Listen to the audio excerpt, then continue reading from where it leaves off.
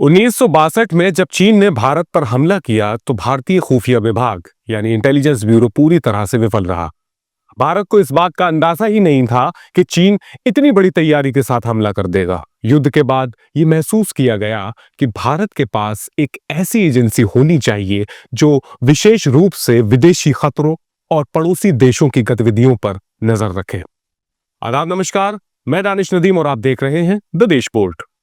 1965 के युद्ध के दौरान भी भारत को समय पर सटीक जानकारी नहीं मिल पा रही थी। उस समय केवल आईबी यानी इंटेलिजेंस ब्यूरो ही थी जो देश के अंदर इंटरनल और बाहरी एक्सटर्नल दोनों मोर्चों को संभालती थी। दो मोर्चों पर एक साथ काम करने की वजह से आईबी का फोकस बढ़ रहा था।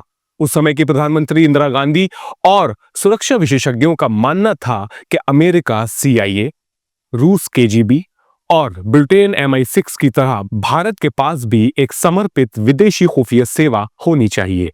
एक ऐसी संस्था जो सिर्फ विदेशी जमीन पर भारत के हितों की रक्षा करे और दुश्मन की चालों को पहले से ही भांप ले। इन्हीं जरूरतों को देखते हुए 1968 में RN काओ के नेतृत्व में रॉ की स्थापना की गई। रॉ यानी रिसर्च एंड एनालिसिस विंग। काओ साहब को मास्टर स्पाई माना जाता था जिन्होंने बहुत कम समय में रॉ को दुनिया की बेहतरीन एजेंसियों की कतार में खड़ा कर दिया था।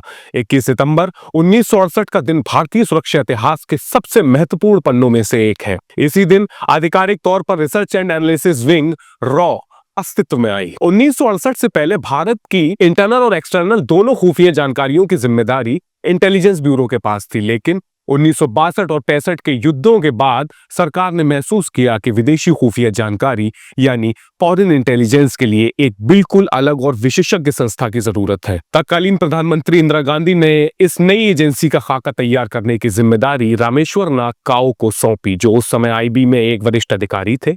इंदिरा गांधी को उनकी काबिलियत पर इतना भरोसा था कि उन्होंने काओ साहब को अपनी पसंद की टीम और बजट चुनने की पूरी आजादी दी। शुरुआत में इसके नाम को लेकर काफी चर्चा हुई। इसे कोई ऐसा नाम देना था जो बहुत ज्यादा खतरनाक ना लगे, ताकि विदेशी देशों में ये एक साधारण सरकारी विभाग जैसा दिखे। इसीलिए इसे रिसर्च एंड एनालिसिस विंग यानी अनुसंधान और विश्लेषण विंग नाम दिया गया, जो सुनने में किसी शैक्षणिक या सांख्यिकीय विभाग जैसा लगता है, जिसका शॉर्ट फॉर्म हुआ रॉ। लेकिन इसका काम दुनिया के सबसे खतरनाक मिशनों को अंजाम देना था। रॉ की सबसे खास बात यह थी कि इसे किसी मंत्रालय जैसे गृह या रक्षा मंत्रालय के अधीन नहीं रखा गया। इसे सीधे प्रधानमंत्री कार्यालय PMO के प्रति जवाबदेह माना गया। इससे एजेंसी को नौकरशाही यानी रेड टेपिज्म के झमेलों से आजादी मिली और फाइलें सीधे प्रधानमंत्री के पास पहुंचने लगी, जिससे फैसले बहुत तेजी से लिए जाने लगे।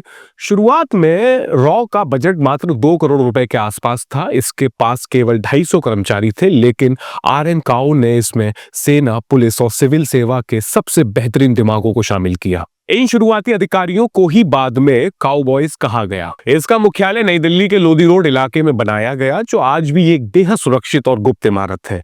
वहां कोई बोर्ड नहीं लगा है और बाहर से देखने पर यह एक साधारण सरकारी ऑफिस जैसा ही दिखता है। रॉ की स्थापना के समय RN काओ ने इंदिरा गांधी से एक शर्त रखी थी, इस एजेंसी में कोई भी राजनीतिक दखलंदाजी नहीं होगी। इंदिरा गांधी ने इसे स्वीकार किया। जब 1971 का युद्ध हुआ तब रॉ ने पूर्वी पाकिस्तान में मुक्ति वाहिनी को गुप्त रूप से ट्रेनिंग दी और पाकिस्तान की सैन्य रणनीतियों की जानकारी भारतीय सेना को दी। यह दुनिया के इतिहास में किसी भी खुफिया एजेंसी की सबसे बड़ी सफलताओं में से एक है।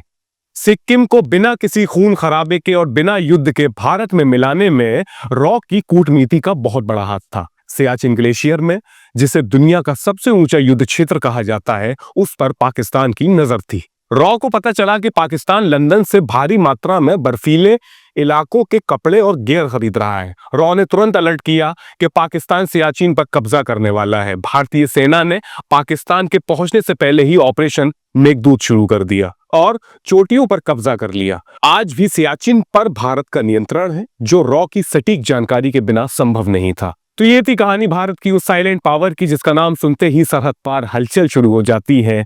21 सितंबर 1968 को बोया गया वो बीज आज एक विशाल बरगद बन चुका है, जिसकी छाया में 125 करोड़ भारतीय सुरक्षित महसूस करते हैं। रॉ का इतिहास हमें सिखाता है कि युद्ध सिर्फ मैदान में ही नहीं, बल्कि बंद कमरों और अंधेरी गलियों में सूचनाओं के दम पर भी जीते जाते हैं। आर्यन काओ से शुरू हुआ ये सफर आज अत्याधुनिक तकनीक और जाबाज एजेंटों के साथ जारी है। इन जासूसों की सबसे बड़ी विडंबना यही है कि अगर ये हारते हैं तो पूरी दुनिया इन्हें जान जाती है, लेकिन अगर ये जीतते हैं तो इनकी जीत का जश्न मनाने वाला कोई नहीं होता। इनकी पहचान गुमनामी में ही दफन रहती है, ताकि हमारा तिरंगा शान से लहराता रहे। बिना किसी मेडल की चाहत में, बिना किसी नाम की भूख के, देश की ये तीसरी आंख आज भी सरहद के पार उस साजिश को देख रही है जो भारत के खिलाफ रची जा रही है। सलाम है उन गुमनाम नायकों को जिनके होने से हम चैन की नींद सोते हैं। तो रिसर्च एंड एनालिसिस विंग पर हमारा ये विश्लेषण आपको कैसा लगा, हमें कमेंट करके जरूर बताइएगा। वीडियो को लाइक कीजिए, अगर पसंद आई हो तो अपने दोस्तों के साथ शेयर कीजिए। साथ ही साथ हमारे और अपने चैनल द देशभोट को सब्सक्राइब करें। अपना बहुत ख्याल रखें। बहुत शुक्रिया। जय हिंद।